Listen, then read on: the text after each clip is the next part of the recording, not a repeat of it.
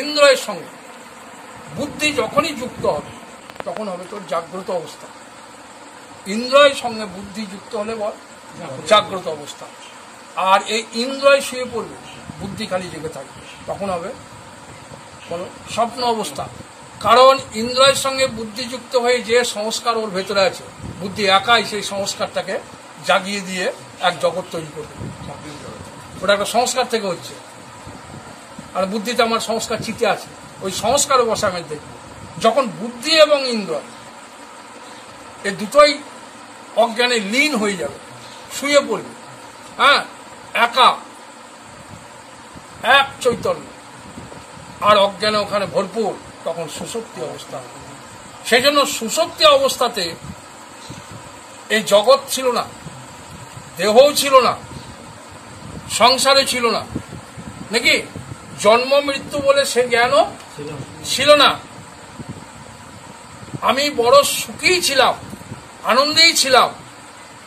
ভালো করে শোনো, ওখানে আমার অ্যাক্সিডেন্টে পা কেটে গেছে বা অ্যাক্সিডেন্টলি আমার কিছু হয়ে গেছে, অসুস্থ হয়ে আমি হাসপাতালে পড়ে আছি, পর সেখানে আমার কোনো টেনশনও নাই, বড় আনন্দে আছি, সুখে আছি, নিশ্চিন্তে আছি, যেন প্রকৃতি সেই সময় আমাকে একটা গিফট দিয়ে দিয়েছে, হ্যাঁ, যে এক বিশ্রামের জায়গা, অনন্ত বিশ্রাম। কিন্তু এই অবস্থা থাকা সত্ত্বেও আমি এ কথা তোমাদেরকে কিছুতেই বলতে পারবো না কি তুমি সুখ দুঃখ থেকে মুক্ত হয়ে গেছো, তুমি মুক্তি লাভ করেছো, এটা বলতে পারবো। কেন বলতে পারবো না? কারণ জাগতেই তোমার চলে আসবে। কিন্তু মন ইন্দ্রয় সহিত যদি এই জগৎ না থাকে, এই দেহ, এমন ধ্যানে আমি আছি, এমন চিন্তনে আমি আছি কি দেহ নাই, জগৎ নাই, এক চৈতন্যই দাঁড়িয়ে আছে, তো আমি বলবো কি তুমি প্রকৃতির পারে চলে গেছো। আর কোনোদিনই তোমাকে বলো সত্য দেখাতে পারবে না। কিন্তু একবার হওয়া চাই, একবার না হলে কিন্তু এই জায়গাটা হবে না। দ্বিতীয়টা, সেই জন্য সুষুপ্তিতে আমার জ্ঞানও নাই, সুষুপ্তিতে আমার মুক্তিও নাই, আমিও নাই, আমার মুক্তিও নাই। কিন্তু জাগ্রতকালে জাগ্রতের ধ্যানে জগৎ নাই, দেহও নাই, হ্যাঁ, কিন্তু জ্ঞানকালে বলো আমি অনন্ততা, অর্থাৎ আমি আত্মরূপে চৈতন্য রূপে অবস্থান করছি, আর সেই চৈতন্যে জগৎ ভাসছে, হ্যাঁ, তো আমি বলবো কি তুমি মুক্তি লাভ করেছো, অর্থাৎ দুঃখ থেকে, বেদনা থেকে, জন্ম মৃত্যু থেকে তুমি মুক্তি লাভ করেছো, এ বিষয়ে কোনো সন্দেহ নাই। কোনো সম্প্রদায়, হ্যাঁ, যে সমস্ত সম্প্রদায়ের বিভিন্ন বলা উচিত নয়, তবুও সত্যকে লুকানো উচিত নয়, হ্যাঁ, তবু জন্য বলতে হচ্ছে, কোনো সব সম্প্রদায়ের মানে গুরুগণ শিষ্যদিকে গোবর ঢুকেছে মাথায়। এরা বেদান্ত বা বেদ বিরোধী, ভগবানকে অন্তর্যামী রূপে প্রকাশই করছে না, ভগবানকে তোমার মধ্যে আছে এইটা করে জোর দিচ্ছে না। এরা ভগবানকে কোনো মন্দিরে দেখিয়ে দিচ্ছে, এরা ভগবানকে কোনো একটা আলাদা বস্তু ভাবে দেখাচ্ছে, তোমার থেকে আলাদা বস্তু। এরা বেদ বিরোধী বলে মনে হয়, এরা বেদের মর্মই জানে না, এরা নাস্তিক। এক কথাতে এরা নাস্তিক, এক শব্দে যদি প্রয়োগ করি তো এরা নাস্তিক। কারণ আমাদের বেদে ভগবান সর্বত্র আছে এবং ভগবান সর্ব অন্তর্যামী রূপে আছে। গীতাতে স্পষ্ট ভগবান বলেছেন, ঈশ্বর সর্বভূতনাং হৃদ্দেশে অর্জুন তৃষ্ঠ। ফলে এই কথার উপরে বিশ্বাস এদের নাই। এরা ভগবানকে মন্দিরে দেখাইছে, হ্যাঁ, আগে তোমার ভালো হবে, আগে যদি ভালো হবে তো এখন কেন ভালো হয়েছে না, হ্যাঁ। আর আমার গুরুদেবরা বলতো যে আভি নেই ও কভি নেই, যে এখন হয়নি তা কোনোদিনই হবে না। এই মরদেহে, এই দুঃখের দেহে, এই সুখ দুঃখের দেহে, এই দেহেই তোর হবে সেই অমরতার স্বাদ, হ্যাঁ। এই জন্য যা এখন হয়নি তা কোনোদিনই হবে না, ও আশাই ত্যাগ কর। সেই জন্য এই জ্ঞানের ওপরে খুব প্রচেষ্টা করো। আর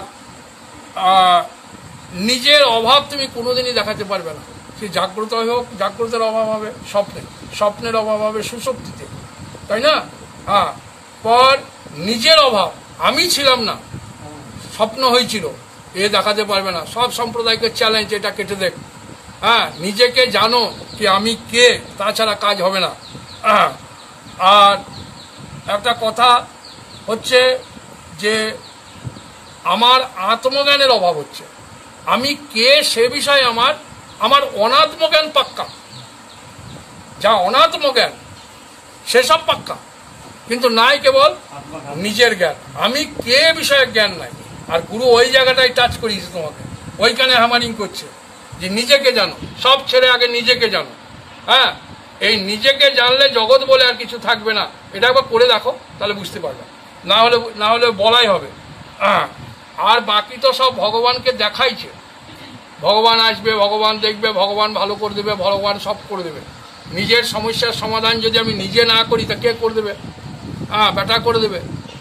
বেটা জীবিত থাকতেই মা বাবার কথা শোনে না, ও মরে গিয়ে তোকে উদ্ধার করবে পিণ্ড দিয়ে। ওই আশায় থাকো। নিজের বিদ্যা বুদ্ধিতে নিজে যদি উদ্ধার না হও, কোনো বেটাই করবে না। ও আশায় ছেড়ে দাও। জীবিতকালই ছেলে কথা শুনে না, তা সে মরার সময় করবে আমাকে উদ্ধার, না সে দায় সারবে। লোক দেখানি, একটা পণ্ডিতকে ডেকে শ্রাদ্ধপিণ্ড দিয়ে বাবা উদ্ধার হইল, লোককে দেখাইলে। বাবা সাজমুজ উদ্ধার হয়েছে কি? সেই জন্য নিজেকে উদ্ধার করার জন্য প্রয়াস কাকে করতে হবে? নিজেকেই করতে হবে। ছেলের জ্ঞান করা উচিত, একদম পাকা কথা শোন। ছেলের জ্ঞান করা উচিত। যদি ছেলে বুদ্ধিমান হয় তো ছেলে জ্ঞান করবে। কি জ্ঞান করবে? টাকা আছে, বাড়ি আছে, গাড়ি আছে, সব আছে, তবু সব ছেড়ে দিয়ে ও কেন সৎসঙ্গে চলে গিয়েছিল? কেন এই দিন কাটাইছে? কেন এত পরিশ্রম করছে? গ্রাম থেকে গ্রাম কেন ঘুরছে? ছেলের বুদ্ধি যদি মাথায় থাকে তো বুঝবে। যাজ্ঞবল্কের দুটো স্ত্রী, একটা মৈত্রী আর একটা হচ্ছে কাত্যায়নী। মৈত্রী প্রশ্ন করেছিল, আমরা এত সুন্দরী, আমাদের এত ধন ধান থাকা সত্ত্বেও তুমি ছেড়ে কেন সৎসঙ্গতে তুমি চলে গেছো আমাদেরকে ছেড়ে? প্রশ্ন করেছিল। তা বলেছিল, ওরে মৈত্রী, তুই আমার প্রিয় ছিলি, আর যে প্রশ্ন করলি আজ থেকে তুই হলি আমার প্রিয়তম। কিন্তু রিয়েল প্রশ্ন করেছিস যে কেন ছেড়ে আমি চলে গেছি সৎসঙ্গে।